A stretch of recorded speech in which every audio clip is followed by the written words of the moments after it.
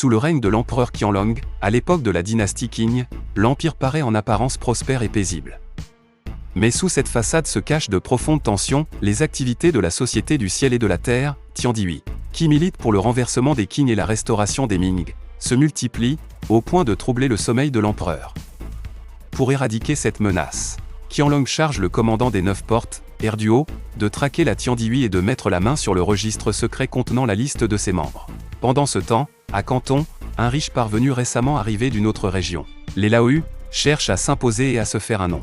Il provoque la colère générale en affichant dans les rues animées une paire de banderoles arrogantes proclamant « Je terrasse toute la province du Guangdong à coups de poing, et je balaie Suzhou et Hangzhou d'un simple coup de pied, pour asseoir encore davantage sa réputation ». Les Laohu organisent un tournoi d'égards martiaux servant de mariage. Aran et l'AR et GLE, simple mais redoutable, tout. PR étendant doit vaincre son épouse Li Xiao en sang. Jamais poser les pieds au sol, puis attraper la balle brode. Et afin d'aider épouser sa fille les Tintigne. Or, Tintigne est déjà amoureuse d'un jeune homme nommé Feng Seiyuk, qui lui a autrefois sauvé la vie. Refusant d'épouser un inconnu, elle s'enfuit sous un prétexte. Faute de choix, les Laohu fait couvrir une servante d'un voile pour la remplacer.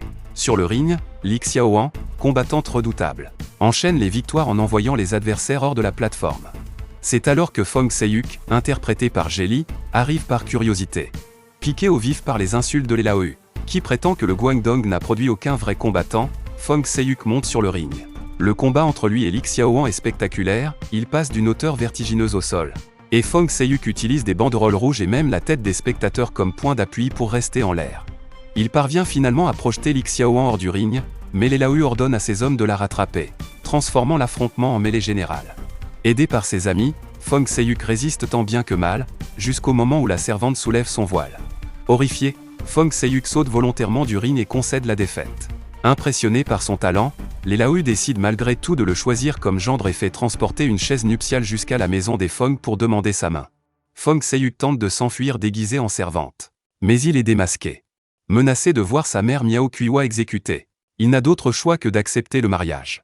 Entre-temps, les Tintigne est retrouvé, et le mariage est célébré le soir même.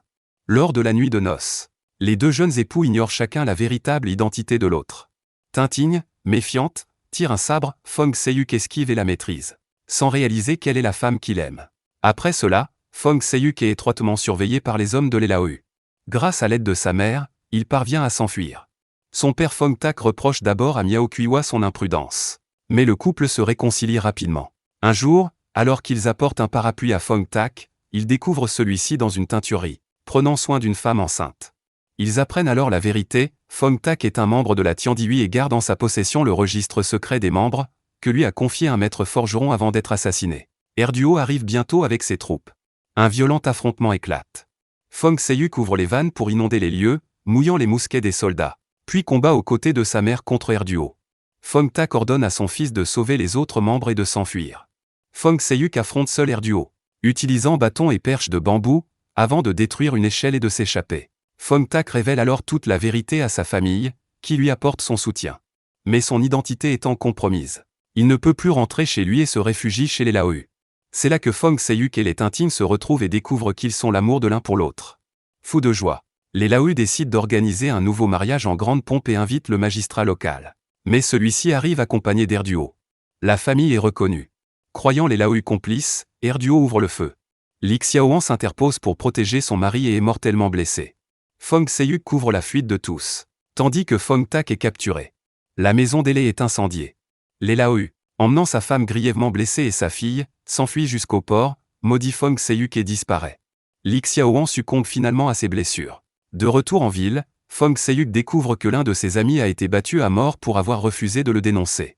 Fou de rage, il attaque seul la porte de la ville, tue des soldats à coups de fouet, récupère le corps de son ami et lui offre une sépulture digne.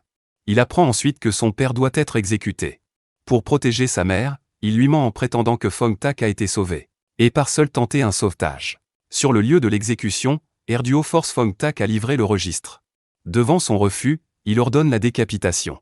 Feng Seiyuk arrive à cheval, tire des flèches pour arrêter la lame et affronte les soldats. Il menace alors de faire exploser le registre piégé avec des explosifs. Erduo accepte un duel, si Feng Seiyuk le bête avant que la corde enflammée ne se rompe, son père sera sauvé. Le combat est acharné. Erduo prend l'avantage grâce au camp du bras long. Alors que la corde est sur le point de céder, Fong Se-hyuk lance un faux registre pour détourner son attention. La foule aide à retenir le mécanisme de la guillotine. Miao Kuiwa arrive avec les membres de la Tiandihui en renfort. Le chef Shen Jielhuo apparaît, abat les soldats et affronte Erduo. Celui-ci allume les explosifs pour périr avec ses ennemis. Mais Miao Kuiwa jette sa chaussure, dévie l'explosion, et Fong Se-hyuk porte le coup fatal. Erduo est anéanti dans l'explosion. APR et S les événements. Shen Jielhuo adopte Fong Se-hyuk comme fils adoptif. Les Tintin fait ses adieux. À son PRE et part avec. Fong Se-hyuk. Elle est histoire S. HVE sur la famille de Fong Se-hyuk rejoignant officiellement la société du ciel et de la terre.